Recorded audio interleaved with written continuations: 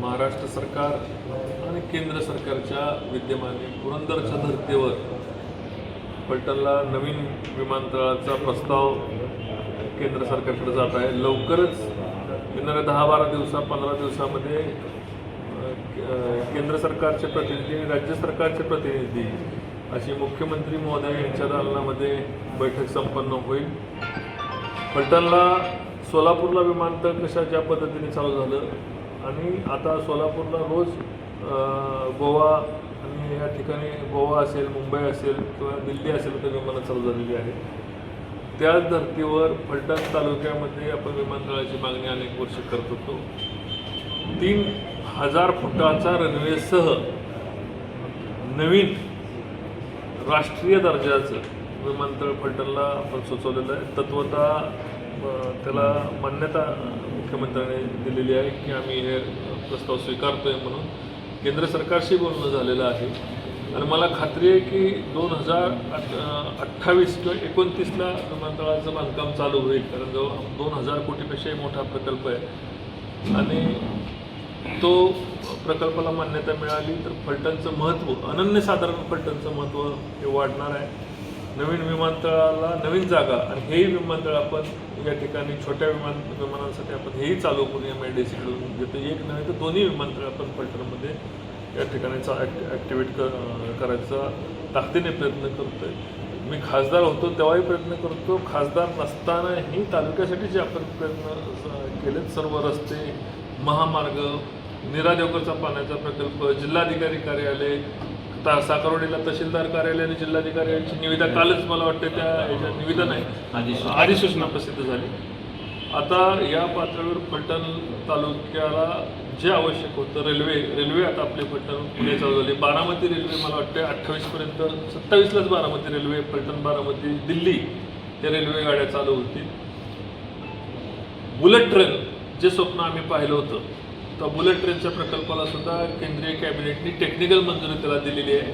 फलटण तालुक्यातल्या बॉर्डरमधून शिंदेनगरपासून ही रेल्वे मार्ग जाणार आहे. मी प्रयत्न करतो की शिंदेनगरला त्याचा थांबा मिळावा, पंढरपूरला त्याचा थांबा मिळावा आणि 40 मिनिटात फलटणकरांना मुंबईला किंवा 40 मिनिटात हैदराबादला जाता यावं अशा प्रकारच्या रेल्वे मार्गाला केंद्र सरकारने त्याला टेक्निकल सँक्शन दिले. मागच्याच महिन्यात ते टेक्निकल सँक्शन आले. बुलेट ट्रेन जेव्हा मी म्हणत होतो की आम्ही आमच्या मतदारसंघात माडा मतदारसंघात आणणार तेव्हा लोक मला हसायचे, त्याला वेळ लागले, काही सांगतोय म्हणायचं. ज्या पद्धतीने मी सांगितलं की स्वतंत्र जिल्हा करणार, 11 नवीन जिल्ह्यांच्यामध्ये फलटणचा समावेश झाला. त्याचं परिपत्रक सुद्धा आलेलं आहे. परिपत्रक तुम्हाला सगळं 11 नवीन म्हणजे प्रॉस्पेरेशनल डिस्ट्रिक्ट होतात, त्यामध्ये बारामती, फलटण आणि पंढरपूर हे नवीन जिल्हे निर्माण करायला कॅबिनेटने मंजुरी दिलेली आहे. तर या जे आपल्याला शक्य आहे आता जो आपण पुणे बेंगलोर महामार्ग आपण फलटण मार्गे मागितला होता, त्याचं 15,000 कोटी रुपयाचं पहिल्या टप्प्याचं टेंडर झालं आहे. दुसऱ्या टप्प्यामध्ये फलटणचं टेंडर फलटण त्या दुसऱ्या टप्प्यामध्ये येतं आहे. तेही मला वाटतं की पुढच्या वर्ष 6 महिन्यामध्ये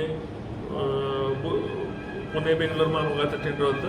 ज्या पद्धतीने शहराच्या धर्तीवर आपण गडकरी साहेबांना मागणी केली होती की जिथनं बायपास तयार होतोय, बायपासचा रोड चांगला झाला आहे पण अंतर्गत रोड चांगला नाही, तर नवीन 97 कोटी रुपयाच्या जिथून दूधसंघापासून विडणीपर्यंत शहरातनं जाणाऱ्या 97 कोटी रुपयाच्या नवीन रस्त्याला गडकरी साहेबांनी मान्यता दिली. त्याचं टेंडरही झालं. आता टेंडर बहुतेक 8-10 दिवसात त्याचं उघडलं जाईल आणि पुढील 1.5 महिन्यात 2 महिन्यात त्याचं काम चालू होईल.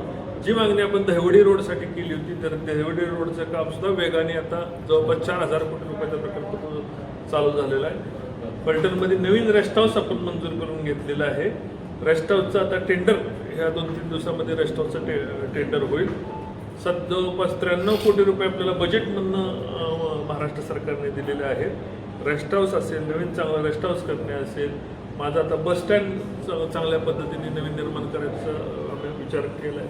विमानतळ, रेल्वे स्टेशन हे प्रकल्प आपण हयात असताना, आपण ताकदीने काम करत असताना फलटण तालुक्याला देता यावेत आणि तुमच्या सर्वांच्या आणि या ठिकाणी माझ्या बसणाऱ्या सर्वांच्या सहकाऱ्यांच्या आशीर्वादामुळं आपण त्या ठिकाणी ताकद लावू शकतोय. मुख्यमंत्र्यांच्या आशीर्वादामुळं, देवेंद्रजींच्या आशीर्वादामुळं कुणाच्याही स्वप्नात नसतील तेवढे पाण्याचे नीरा देवगरचा असेल, धोंबलपडी नीरा देवगर जोडण्याचा प्रकल्प आता अंतिम टप्प्यात आलेला आहे. पाईपलाईन संपलं, इंजिन घराचं काम चालू आहे. जे आपण स्वप्न बघितली, बारामती पलटणचा रस्त्याचा असेल किंवा दहिवडी रस्त्याचा असेल, नायकवाडी एमआयडीसी निर्माण करण्याचं असेल, ही सगळी स्वप्न आपली आता सत्यामध्ये उतरत आहेत. येणाऱ्या 5 वर्षामध्ये फलटण हा महाराष्ट्राच्या आणि देशाच्या नकाशाचा उगवता तारा म्हणून आम्ही जो पूर्वी म्हणायचो बारामतीप्रमाणे आम्हाला फलटण करायचे, आता फलटणप्रमाणे देशातील तालुके हे विकास करा म्हणतील. इतक्या ताकदीने आपण फलटण तालुक्याला पुढे घेऊन जातो. जय हिंद, जय महाराष्ट्र.